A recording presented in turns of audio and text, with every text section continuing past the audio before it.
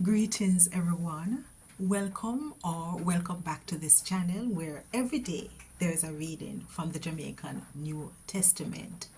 We're doing a series on miracles, signs and wonders so that faith can be built.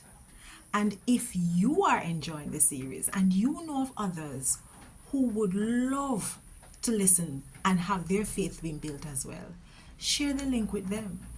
And the more people you share it with, the more of us can join into this blessed experience of having our faith in God being strengthened. Today, we're going to read from the book of Luke, chapter 4, from verse 38 to verse 41.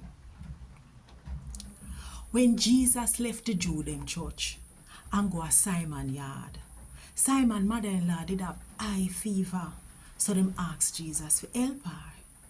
So Jesus stand up and tell the fever to tap, and the fever broke. She get up same time and start look after them.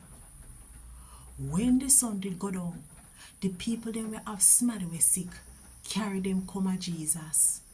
Him put him hand pan every one of them and make them better, no matter what them sick with. Demon come out enough people and a shout, "You are God picnic." Then did no say him a the Christ. So Jesus make them can't say nothing. And God word this. Thank God for him word.